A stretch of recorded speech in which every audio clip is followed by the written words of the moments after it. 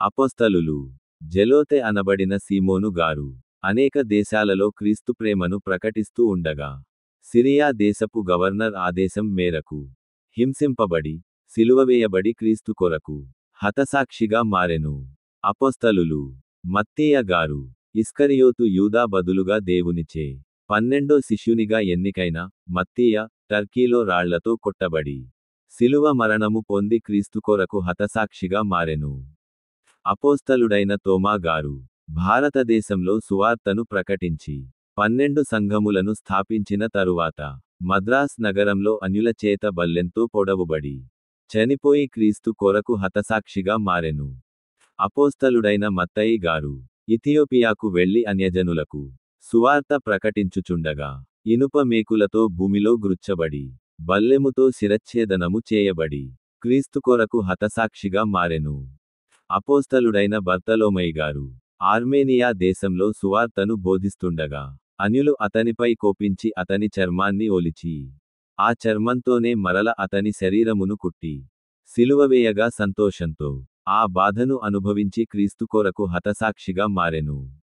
అపోస్తలుడైన యాకోబు గారు తాను చనిపోవుటకు కొనిపోబడుతున్న సమయంలో, యుద్ధంలో గెలిచిన వీరునివలె ఉత్సాహంగా, బహుసంతోషంగా వధింపబడే స్థలానికి చేరుకొని, శిరచ్ఛేదనము చేయబడి క్రీస్తు కొరకు హతసాక్షిగా మారెను.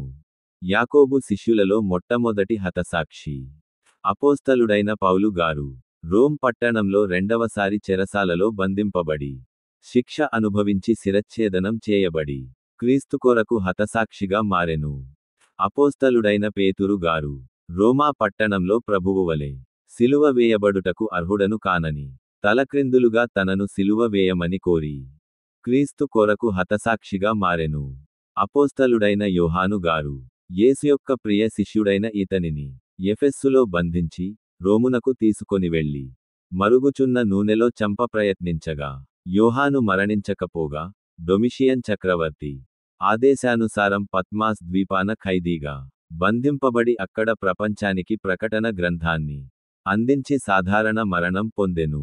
అపోస్తలుడైన తద్దయి గారు ఆర్మేనియా ప్రాంతంలో క్రీస్తు ప్రేమ సువార్తను ప్రకటించుచుండగా, కర్రలతో కొట్టి సిలువకు వ్రేలాడదీయగా, తన ప్రాణాలను పణంగా పెట్టి, క్రీస్తు కొరకు హతసాక్షిగా మారెను.